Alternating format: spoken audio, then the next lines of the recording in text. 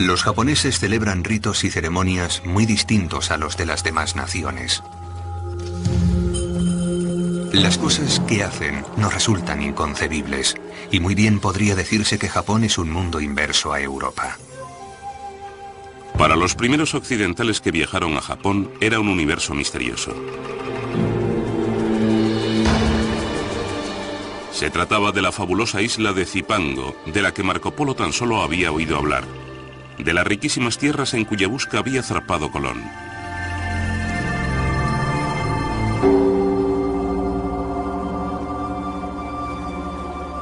Cuando los portugueses arribaron a Japón en 1543, hallaron un país enzarzado en una guerra civil.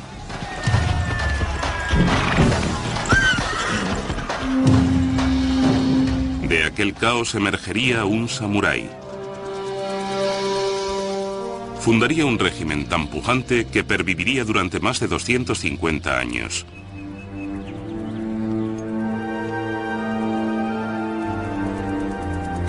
Los testigos de aquel mundo, así observadores occidentales como nipones, nos dejaron constancia escrita acerca de aquella era de transformaciones.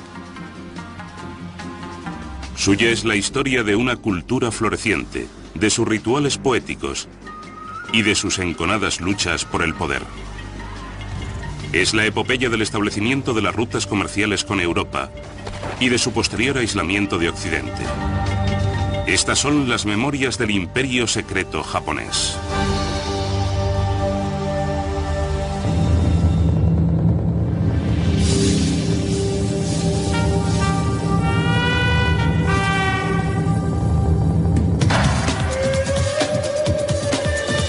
Japón. Memorias de un imperio secreto.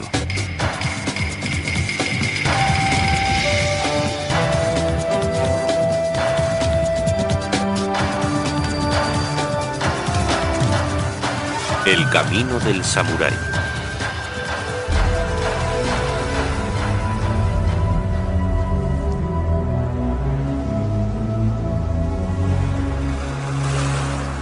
El 25º día del 8º mes del año del agua y la liebre, en la costa occidental apareció un gran barco. Nadie sabía de dónde procedía.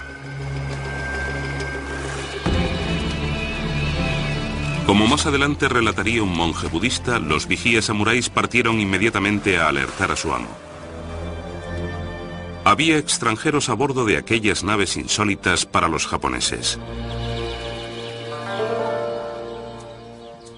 El señor feudal de la región, el daimyo, convocó a los forasteros, los primeros europeos que desembarcaban en las costas niponas. Corría el año 1543.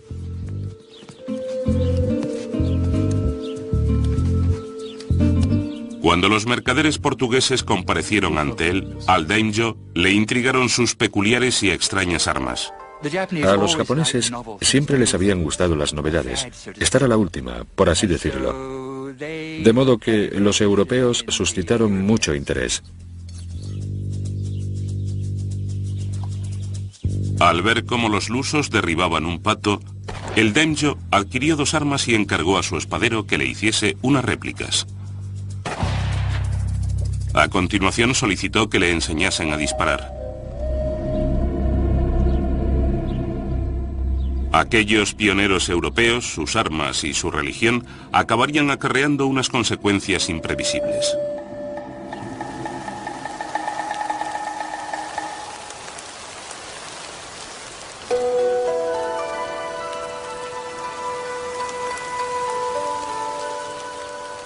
Aquel mismo año, en la familia de un daimyo, nacía un niño. Se le conocería como Tokugawa Ieyasu. Su sino era transformar Japón irreversiblemente. Como miembro que era de la elitista casta samurái, aquel niño heredaba un mundo de tradiciones. Un régimen feudal de guerreros samuráis que gobernaban el país por derecho de nacimiento y por la espada.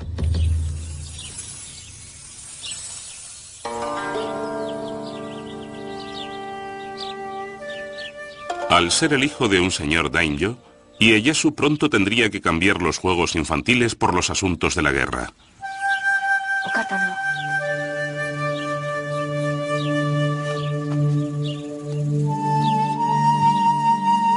Cuando Ieyasu aún era un niño, el daimyo gobernante exigió a su padre que le enviase al jovencito como prenda para garantizarse que todas sus órdenes serían obedecidas.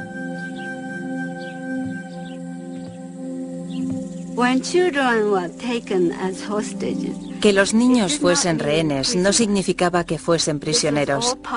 Era un aspecto más de las negociaciones políticas que conducían a la firma de alianzas. Puesto que nadie se fiaba de nadie, necesitaban garantías. Y por ello, se tomaban rehenes.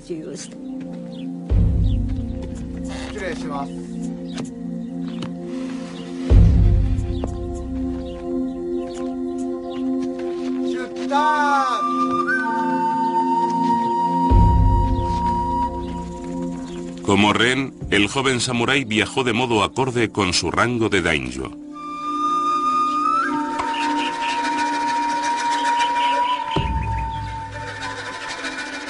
No podía imaginar el destino que le aguardaba. Tampoco suponía que jamás volvería a ver a su padre.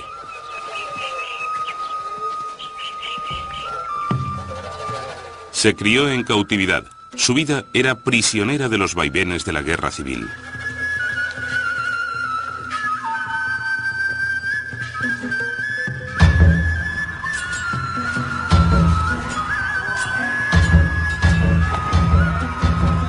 Japón estaba inmerso en guerras. La traición imperaba y nadie confiaba en su prójimo.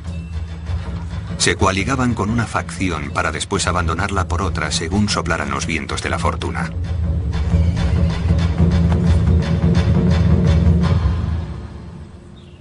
João Rodríguez, un espectador de tan azarosos tiempos, fue uno de los primeros portugueses que desembarcaron en tierras niponas.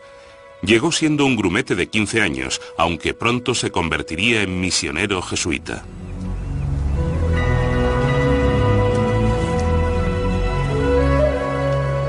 Cuando los marinos mercantes portugueses surcaban los océanos en busca de nuevos puertos donde comerciar, los misioneros jesuitas los acompañaban, en pos de almas que redimir.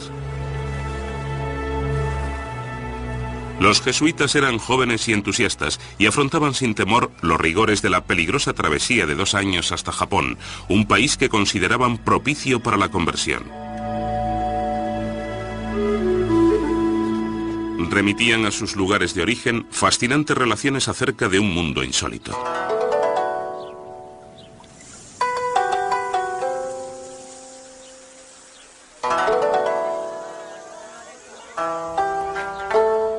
Todo es tan diferente y opuesto que no se parecen a nosotros en prácticamente nada. Aunque eso no resultaría nada sorprendente si fuesen como tantos otros bárbaros, lo que más me asombra es que se comportan como personas prudentes y cultivadas en todos los aspectos. Esto es algo que no osaría afirmar de no ser tanta mi experiencia entre ellos. Los misioneros consideraban a los japoneses una raza tan notable y una civilización tan desarrollada que merecía la pena escribir a Europa acerca de la cultura con la que habían dado, el idioma que hablaban los nipones y su complicado sistema político. Todo ello completamente exento de influencias cristianas, de influencias europeas. Y creo que es un aspecto a tener en cuenta. Era la primera vez que los europeos trataban con asiáticos en pie de igualdad, y no como conquistadores y conquistados.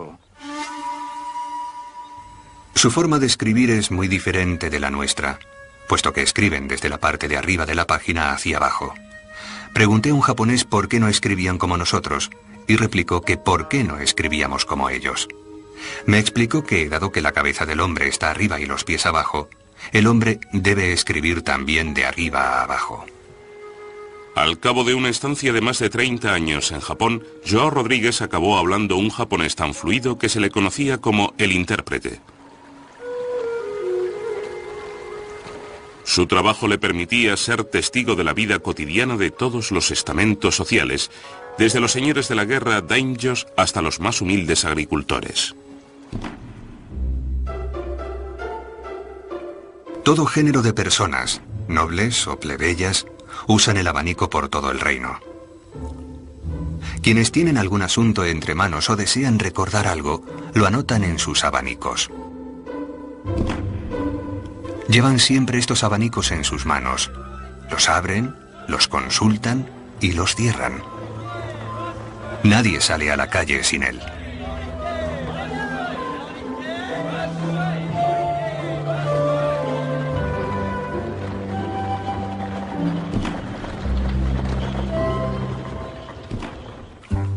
Los nipones, por lo que observó Joao Rodríguez, contemplaban a los europeos con igual fascinación. Se maravillaban enormemente de nuestras grandes y largas narices, de nuestras espesas barbas y de los cabellos rojos y rubios, y consideraban tales cosas otros tantos defectos. Los llamaban los bárbaros del sur, que no es una definición muy halagadora. Sus hábitos alimentarios eran muy distintos. Los japoneses eran muy correctos y comían con palillos. Por aquel entonces, lo normal era que los europeos comiesen con tan solo un cuchillo y los dedos.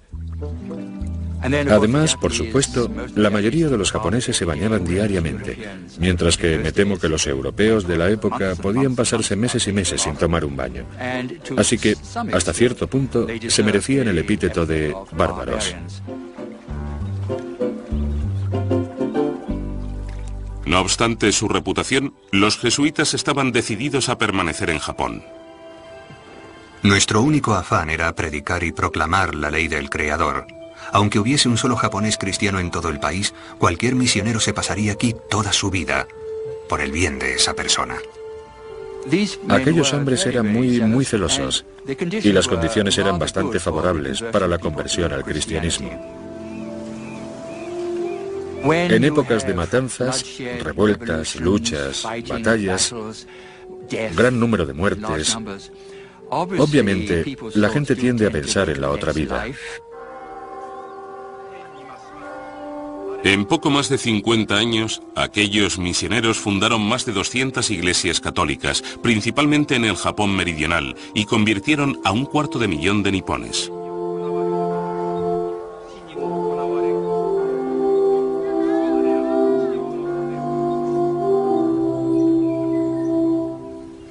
Cuando un señor japonés, un daimyo japonés, cambiaba de religión, su pueblo se veía presionado a hacer lo propio, ya que el caudillo tenía potestad absoluta sobre la vida y la muerte de sus súbditos. Por lo tanto, en un periodo de tiempo relativamente breve se produjo una conversión a gran escala. Pero también se daba otro factor. Cuando algunos daimyos abrazaban el cristianismo, en el fondo lo hacían por motivos económicos, ya que allá donde fueran los misioneros, los mercaderes portugueses los acompañaban. Y los comerciantes portugueses ofrecían a los japoneses un comercio muy lucrativo.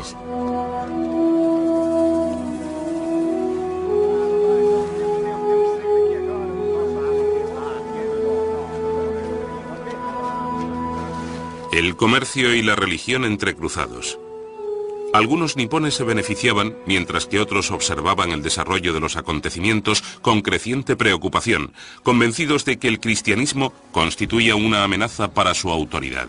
Mercaderes y misioneros, los pioneros europeos, habían abierto una ruta que a la postre conduciría a un desenlace imprevisto.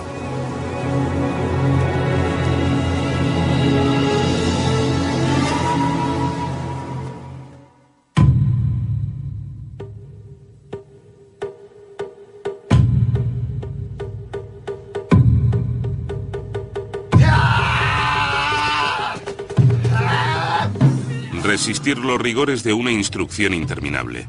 Encarar el peligro sin perder la cabeza. Enfrentarse a la muerte con toda naturalidad. Es el arte del kendo, la vía de la espada.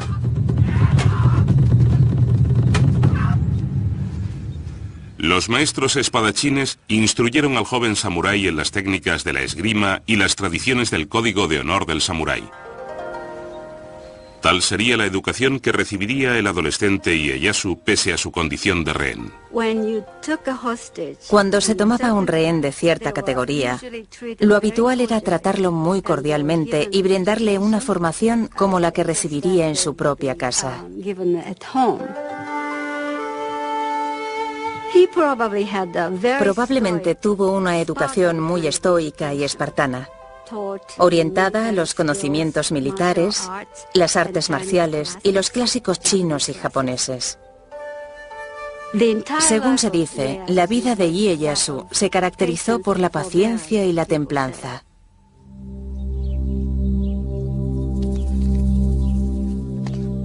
El joven prisionero Tokugawa Ieyasu aprendería lo que significa ser un samurái. Adopta una postura con la cabeza erguida, ni inclinada ni alzada, ni ladeada. No gires los ojos ni permitas que parpadeen, sino entórnalos ligeramente. Tensa el abdomen y no inclines la espalda. Un legendario espadachín, Miyamoto Musashi, inmortalizaría el modo de vida de los samuráis en un texto clásico, el Libro de los 5 Anillos. Era una guía de estrategia. Su filosofía se adoptó ampliamente en Japón y pervive aún hoy en día. En todas las formas de estrategia, es necesario que mantengas la posición de combate en todos los aspectos de tu vida y hacer que la posición de combate sea tu actitud cotidiana.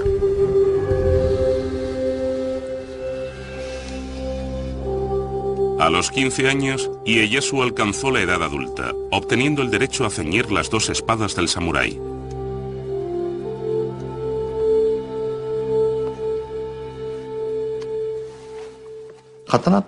La espada era el símbolo de la casta samurái. Solo los samuráis tenían permitido llevar 2 espadas, una larga y otra corta. El samurái con esas 2 espadas gobernaba a los campesinos y a los comerciantes. Naces para ser samurái. Es una responsabilidad. Entre las responsabilidades del samurái se contaba llevar siempre encima la espada para impartir justicia. Si alguien no te trataba como es debido, tu deber era matarlo. Aún así, ningún samurái salía sin espada. Y si lo sorprendían sin ella, podían sancionarlos por no cumplir con su deber. Aunque la casta samurái comprendía menos del 10% de la población, su presencia destacaba enormemente, hasta el punto de que los misioneros, en sus escritos, consideraban a los samuráis representativos de toda la sociedad nipona. Van armados con una espada y una daga tanto en casa como fuera, y las guardan bajo la almohada mientras duermen. En toda mi vida había conocido gentes tan dependientes de sus armas. Son muy belicosos y siempre están enzarzados en guerras. De tal modo que el hombre más capaz llega a ser su más poderoso señor. Respetar y defender este ideal no era privativo de los hombres. Las mujeres samuráis también se adiestraban a fin de proteger a su familia. Para las esposas e hijas de los samuráis, lo más importante era no olvidar jamás el honor y el orgullo que suponía ser la mujer o la hija de un samurái. Estaban preparadas para suicidarse en caso de necesidad, para no padecer la vergüenza de ser deshonradas por sus enemigos.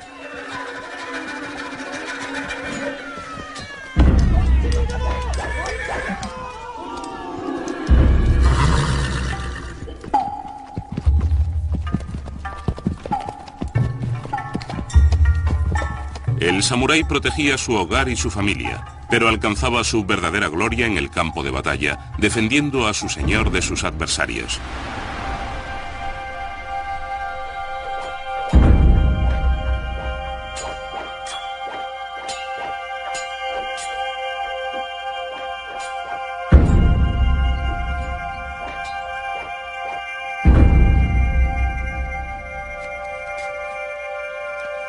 El samurái se vestía esmeradamente para el combate. Las telas finamente bordadas y el cuero daban sensación de elegancia, de fragilidad incluso. Oculta quedaba la coraza de láminas de acero entretejidas. Al igual que su armadura, la refinada apariencia del guerrero encubría su impenetrable fuero interno. Esta ética preservada en los escritos de los samuráis preparaba al combatiente para encarar la vida y la muerte honorablemente.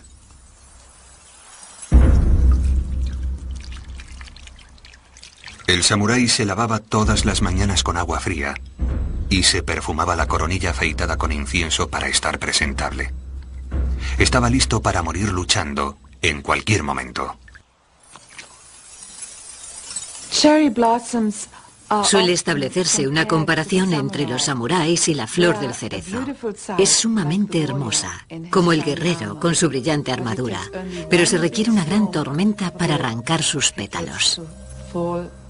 Exactamente igual sucede con el guerrero en la batalla.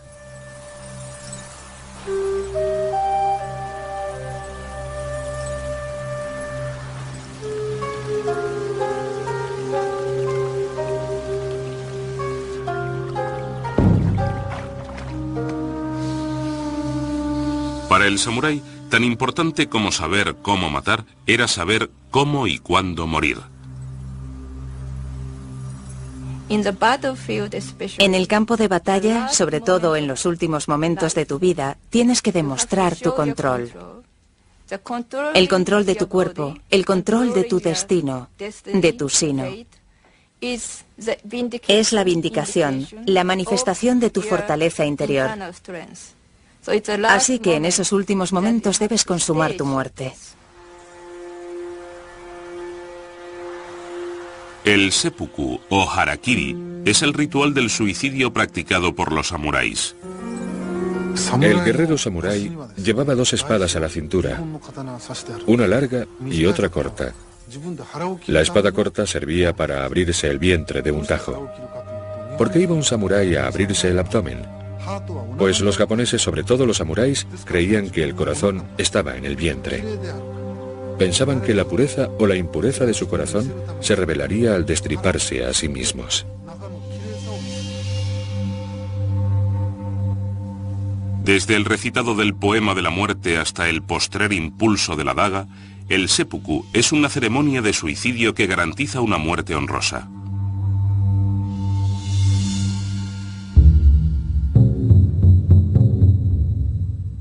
João Rodrigues escribió acerca de un hombre que llevó a cabo el rito del seppuku. El samurái, vestido con el acostumbrado kimono blanco, solemnemente y con gran dignidad subió a una tarima.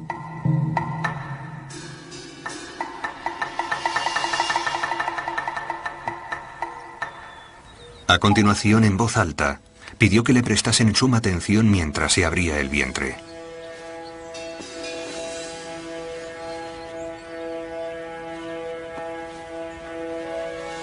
Se sentó, redactó su testamento lenta y calmadamente, pidiendo a su señor que cuidase de su hijo y de su familia, ya que él iba a morir para responder por su honor.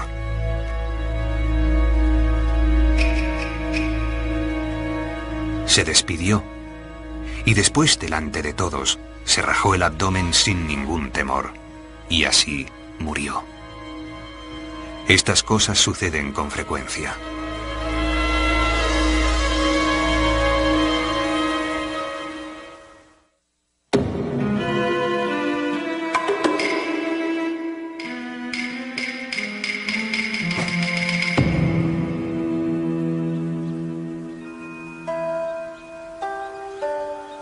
En todo hay que actuar con oportunidad.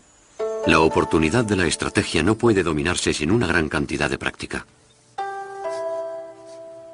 El guerrero debe obrar oportunamente en todo momento de su vida, en su auge y en su declive, en su armonía y en su discordia. Tales son los eternos principios que encauzan la vida del guerrero samurái. La paciencia de Tokugawa Ieyasu a la hora de maquinar una táctica llegó a convertirse en su arma más poderosa. Ya tenía 18 años, estaba casado y tenía 2 hijos. Sin embargo, continuaba siendo rehén del daimyo gobernante.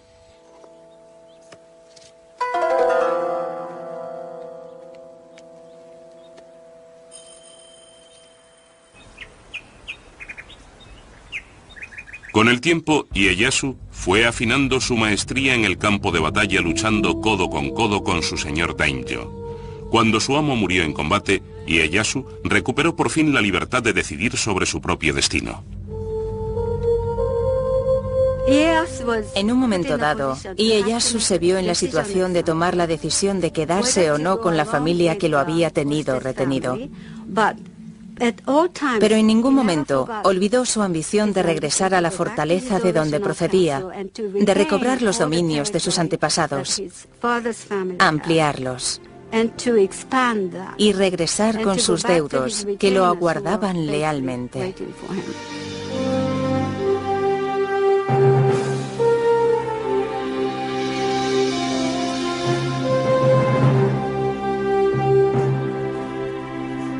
Ieyasu reivindicó su título de señor independiente daimyo.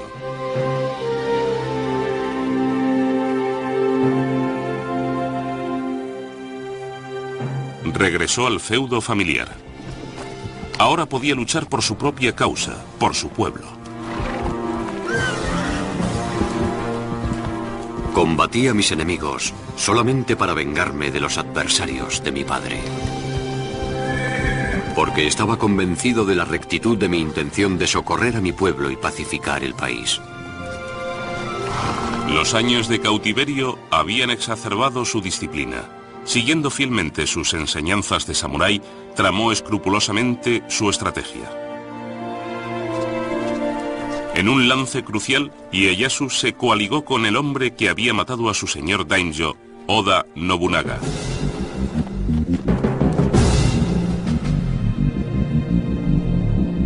Nobunaga había llegado a ser el señor de la guerra más poderoso de Japón, temido e implacable. El jesuita João Rodríguez documentó la campaña militar emprendida por Nobunaga a fin de unificar Japón. Nobunaga fue el primero que comenzó a abrirse paso por el espeso bosque de las guerras y las discordias de Japón. Sometió a medio país y el terror que inspiraba convenció a la otra mitad para obedecerlo en todo.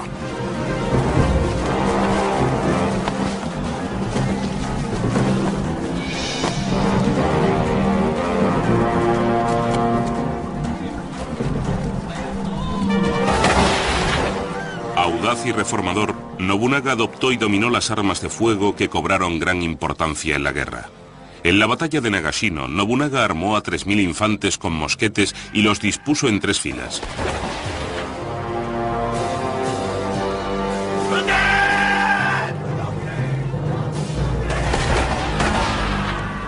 Cuando atacaron los 10.000 soldados enemigos, los mosqueteros de Nobunaga abrieron fuego sucesivamente, diezmando así al ejército rival.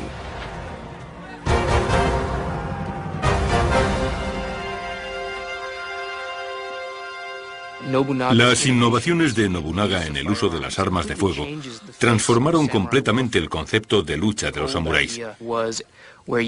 Antiguamente imperaba la idea de que 2 samuráis se encaraban en el campo de batalla. Se gritaban su nombre, su linaje y su procedencia. En ocasiones alguno se adelantaba, se situaba frente a las tropas y desafiaba a otro a acercarse a él y derrotarlo. Por lo tanto, era algo muy varonil. Estaba imbuido del ideal del valor.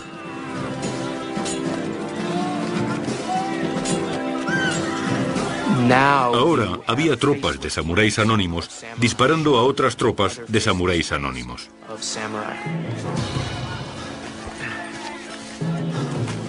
Nobunaga continuó acumulando poder hasta que una noche, una traición urdida en su círculo de íntimos lo cogió desprevenido.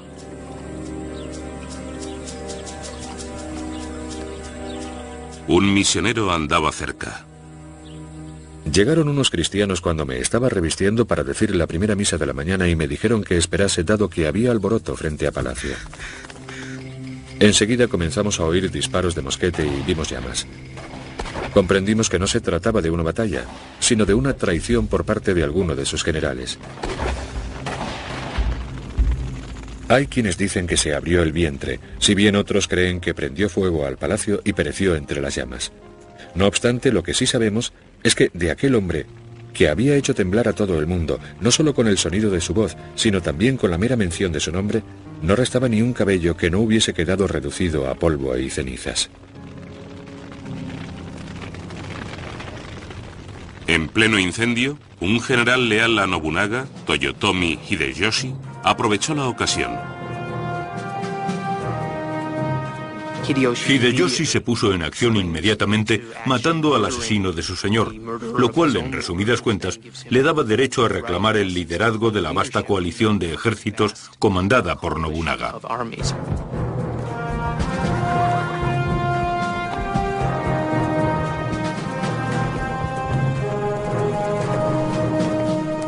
Ieyasu observaba a distancia. ¿Se plegaría a someterse a la autoridad de Hideyoshi? ¿O había llegado el momento de luchar por el poder?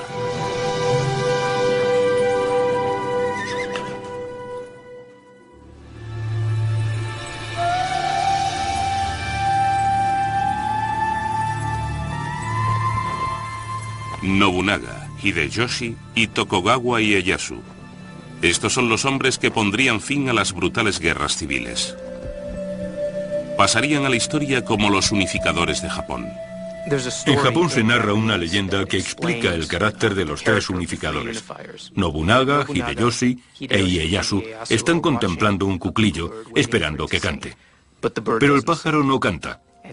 Así que Nobunaga dice: pajarito, si no cantas te mataré. Hideyoshi dice: pajarito, si no cantas te obligaré a cantar. E Ieyasu dice: pajarito, si no cantas, esperaré a que cantes. Y Ieyasu es un estratega con paciencia que aguarda a que las circunstancias lo favorezcan y entonces actúa. Tras la muerte de Nobunaga, Ieyasu y Hideyoshi se enzarzaron en un acompasado juego de estrategia, tratando cada uno a su estilo de proceder con mayor astucia que su oponente. Como líder militar, Ieyasu era un hombre valeroso que jamás había titubeado en batalla. Sin embargo, aunque era valiente, también era cauto. Una anécdota famosa. Ieyasu tenía fama de ser un jinete excelente. Un día, él y sus huestes tuvieron que cruzar un puente muy estrecho sobre un río turbulento. Todo el mundo esperaba que el gran Ieyasu cruzase aquel puente tan peligroso a caballo. Para la sorpresa de sus hombres, Ieyasu desmontó. Tomó el caballo por las riendas y lo condujo cuidadosamente a la otra orilla del río. Hasta ese punto era precavido. Creo que esta cautela contribuyó a sus victorias en el campo de batalla. Mientras que Ieyasu era comedido y un estratega escrupuloso, Hideyoshi actuaba rápida y decididamente. Hideyoshi era de extracción plebeya. Hijo de un humilde soldado de infantería, se ganó a pulso el ascenso en el escalafón militar. Hideyoshi se labró un prestigio de general esclarecido, una visión grandiosa de su persona que él mismo compartía. Cuando mi madre me alumbró, recibió un presagio milagroso. La noche en que nací, la luz del sol iluminó la habitación de repente, transformando la noche en día. Le vaticinaron que el niño en cuyo nacimiento se habían manifestado tales prodigios estaba destinado a ser un hombre capaz de logros inusitados. La profecía se ha cumplido conmigo. Poco después de que Hideyoshi se alzase con el poder, Ieyasu lo retó. Pero Ieyasu pronto comprendió que le resultaría más rentable ser aliado de Hideyoshi que su adversario.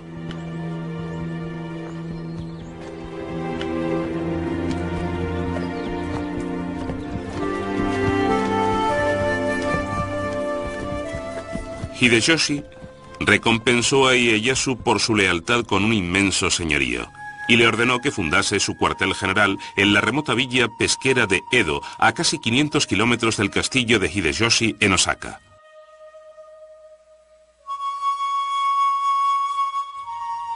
Habría quienes considerarían aquel obsequio un insulto, pero en Edo, el pueblo que andando el tiempo se convertiría en Tokio, Ieyasu encomendó a sus tropas la construcción de una inmensa fortaleza de 5 plantas.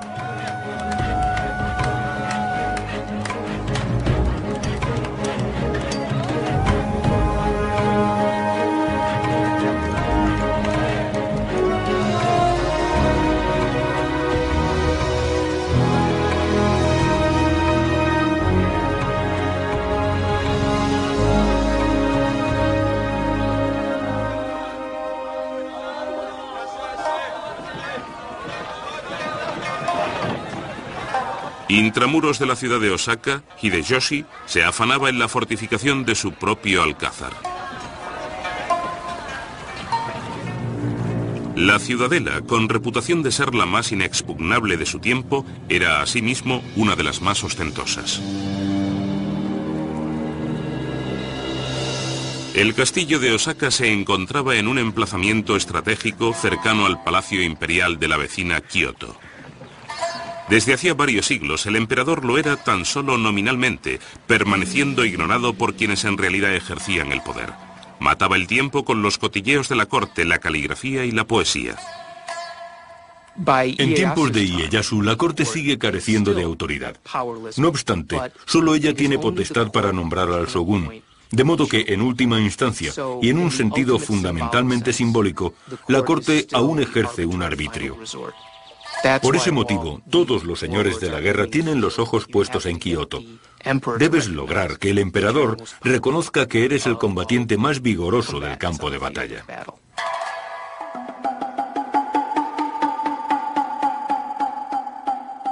Hideyoshi se ganó los favores del emperador invitándolo a funciones de teatro no y actuaciones musicales.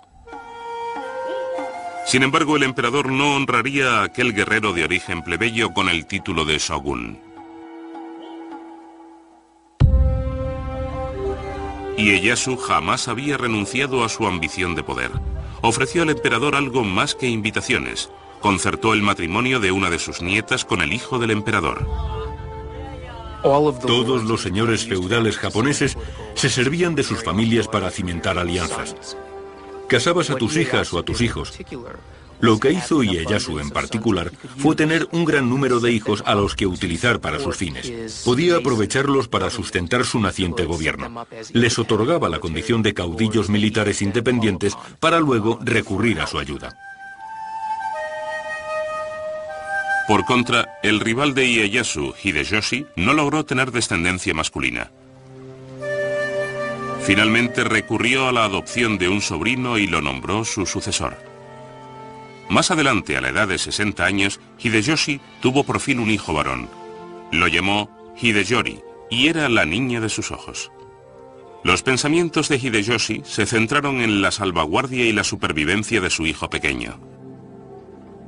No consigo describir el tedio infinito que supone velar por una casa vacía cuando Hideyori no está aquí conmigo. He dado órdenes estrictas de que todos estén alerta contra los incendios. Cada noche, la guardia hace la ronda por las habitaciones 2 o 3 veces. Ahora, con Hideyoshi obsesionado con su propio hijo, su hijo adoptivo ya adulto corría peligro. Está claro que hacia el final de su vida los actos de Hideyoshi son cada vez más erráticos. Se volvió progresivamente más cruel, si no sádico. Y cuando por fin, en sus últimos años, tuvo un hijo varón, ordenó a aquel hombre adulto que había sido su heredero que se suicidase. Después, Hideyoshi mandó matar a toda la familia de su hijo adoptivo. Un misionero relató: los condujeron en carros por las calles a la vista de todo el mundo. 31 señoritas y damas, además de los 2 hijos y la hija de su hijo adoptivo, el mayor de los cuales no contaba más de 5 años.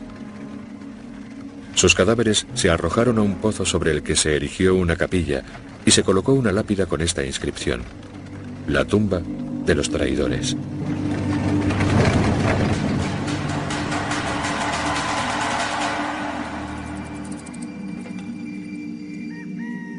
Poco después, la salud de Hideyoshi comenzó a declinar.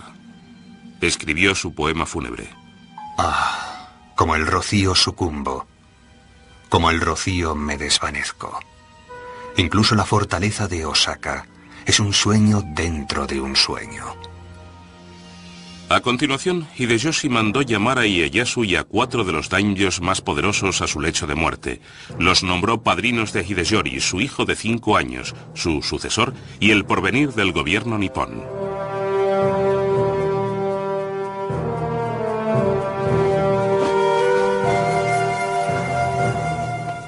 Ieyasu juró proteger al niño aun a costa de su propia vida, una promesa que pronto se tornaría difícil de cumplir.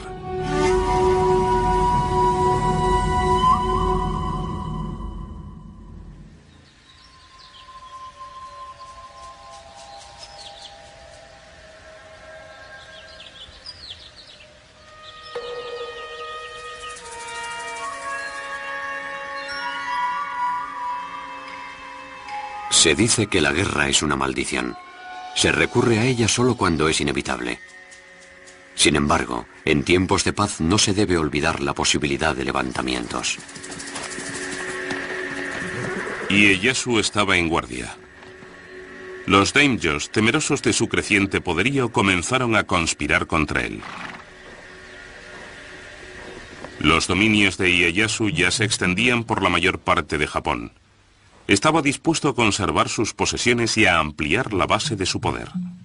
Uno de los apodos de Ieyasu era el Viejo Tejón, y es un reflejo de su habilidad, así como de su célebre capacidad para esperar. Y aguarda hasta que muere Hideyoshi, hasta que su poder es claramente preponderante. Y entonces da el paso decisivo para convertirse en el supremo caudillo militar de Japón. Ieyasu movilizó sus huestes.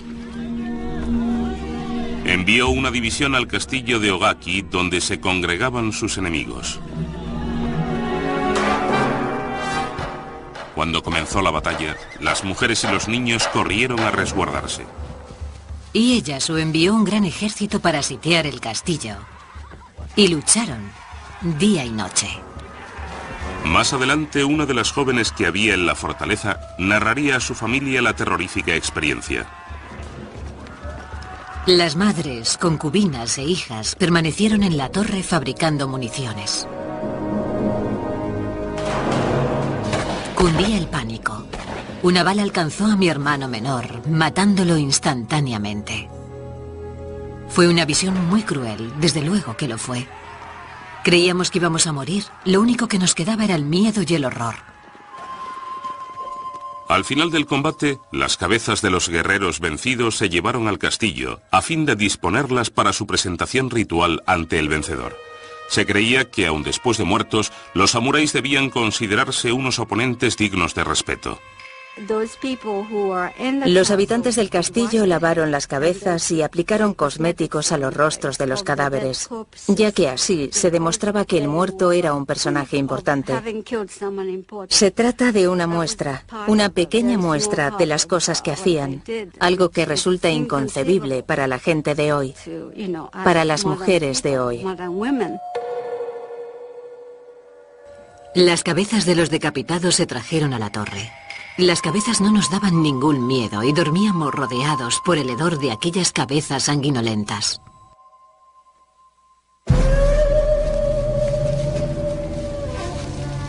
Tras la victoria del castillo de Ogaki, las tropas de Ieyasu partieron en busca de los daimyos rebeldes y sus ejércitos. Se encararon en un angosto valle al oeste de la población de Sekigahara. Esta sería la batalla que desviaría el curso de la historia nipona. Ieyasu estableció su cuartel general en la cima de una colina que dominaba el valle y aguardó toda la noche la llegada del resto de su ejército. Al alba, el médico personal de Ieyasu anotó apresuradamente en su diario: Chispea. Una densa niebla cubre el valle. No se ve nada. Apenas si se distinguen los pendones enemigos. A lomos de caballo, Ieyasu, nuestro señor, ha señalado su posición. Calcula que se encuentran a unos 4 kilómetros. Ieyasu estaba en inferioridad numérica. Se enfrentaba con 50.000 hombres a los 80.000 de sus contrincantes. Aguardaba a que arribase su hijo con refuerzos.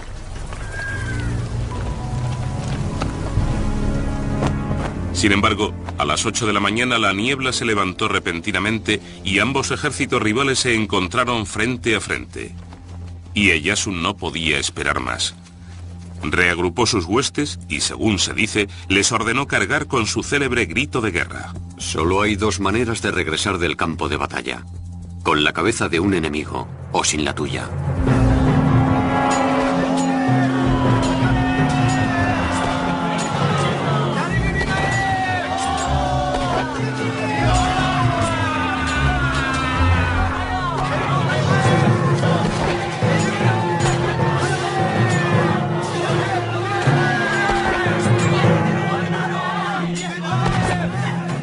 Ieyasu contempló cómo sus soldados se enfrentaban a lo que parecía un reto insuperable.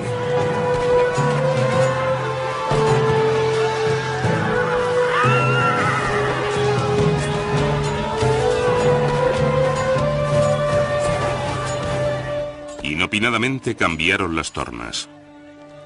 Varios daimyos enemigos y sus ejércitos, convencidos de que Ieyasu acabaría venciendo, hicieron defección y se sumaron a las fuerzas de Ieyasu. Hacia las 2 de la tarde, la mesnada de Ieyasu había derrotado a las legiones insurgentes. La victoria de Tokugawa en Sekigahara puso fin a las guerras civiles y marcó el inicio de una nueva era. Ahí reside la importancia de la batalla de Sekigahara. En reconocimiento del poderío de Ieyasu, el emperador lo recompensó con el título de Shogun, el generalísimo que somete a los bárbaros. Ahora, Tokugawa Ieyasu disfrutaba de autoridad para dirigir todos los asuntos militares nipones. Aunque gobernó sin oposición, siempre estaba omnipresente como un espectro Hideyori, el hijo de Hideyoshi, criándose en el castillo de Osaka. Ieyasu había jurado proteger a aquel niño con su vida, el niño que algún día reclamaría todo cuanto Ieyasu había ganado.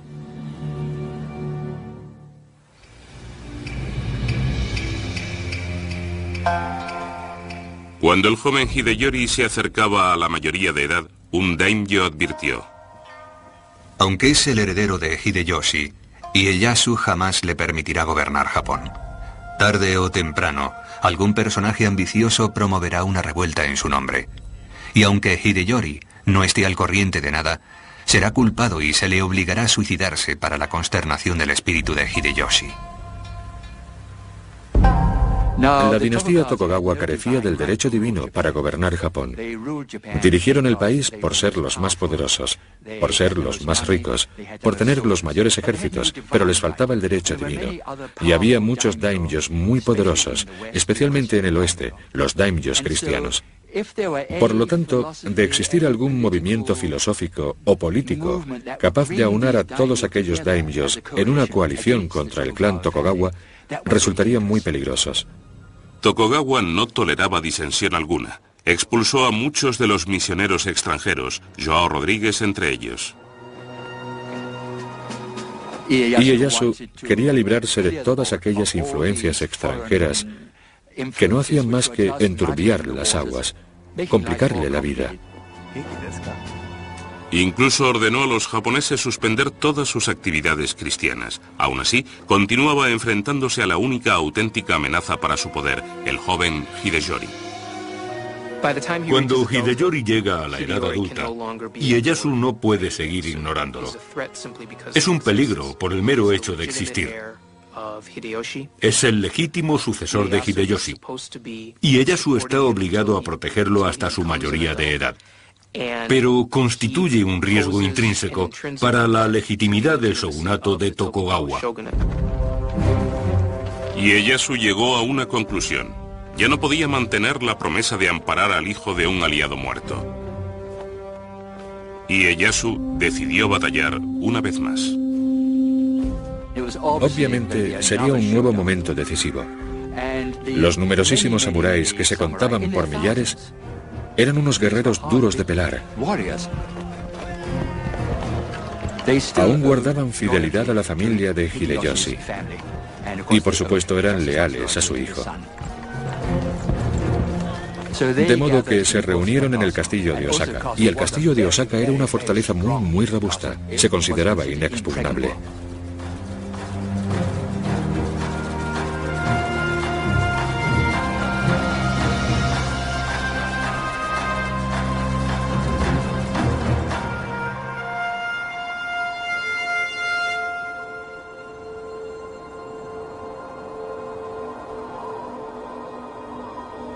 En el invierno de 1614, Ieyasu acusó a Hideyori de sedición y ordenó a sus huestes atacar el alcázar de Osaka.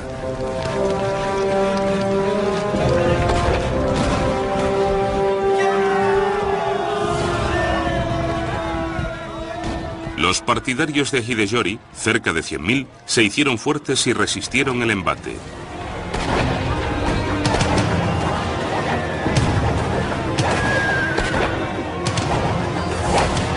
Ieyasu se vengó con una retorcida estratagema. Envió a una mujer samurái a negociar un armisticio con la madre de Hideyori.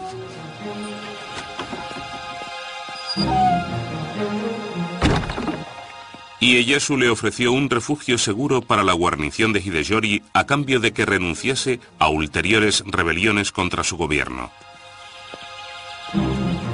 A fin de dejar patentes sus intenciones, Ieyasu firmó su misiva con sangre. La madre de Hideyori convenció a su hijo para que aceptase la oferta. La treta de Ieyasu había surtido efecto. En cuanto cesó la lucha, Ieyasu comenzó a cegar los fosos del castillo de Osaka, aquellos profundos fosos, y las gentes del castillo de Osaka protestaron mucho. Aquella medida no constaba en el pacto, pero no importaba. Rellenaron los fosos, y en cuanto estuvieron tapados, las tropas de Ieyasu irrumpieron en la fortaleza y perpetraron una matanza atroz.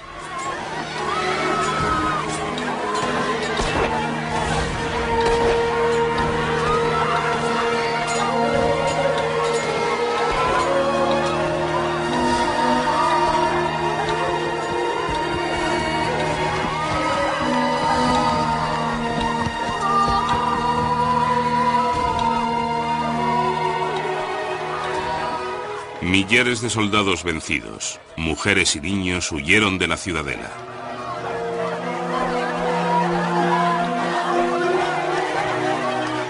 Un mercader europeo tomó nota del episodio en su diario. Hoy hemos tenido noticias de que Ieyasu ha tomado la fortaleza de Osaka y ha desbaratado el ejército de Hideyori. Dicen que el asedio de la Alcazaba ha costado unas 100.000 vidas y que no se ha encontrado un solo cadáver que conservase la cabeza. Todos habían sido decapitados. Los soldados de Ieyasu incendiaron el castillo.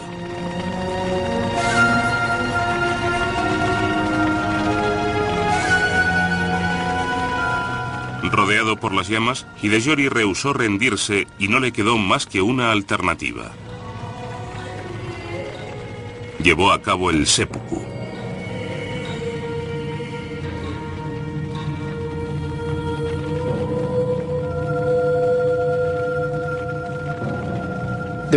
Había un gran problema para matar a Hideyori, y era que Ieyasu estaba obligado a protegerlo.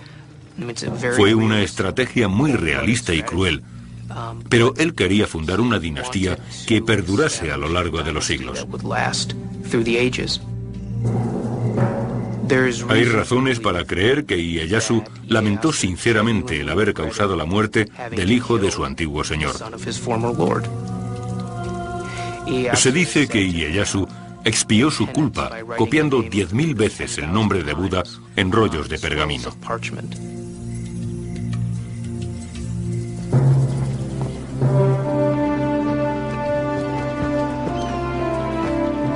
Tokugawa Ieyasu se había deshecho de su última amenaza para su poder, o eso parecía. No obstante, no todo el mundo se encontraba bajo su dominio. Estaban los comerciantes occidentales, a los que apreciaba a pesar de no fiarse de ellos, y los cristianos, a quienes tenía por un peligro. Tokugawa Ieyasu había ganado las guerras, pero su lucha por controlar el destino de Japón no había hecho más que empezar.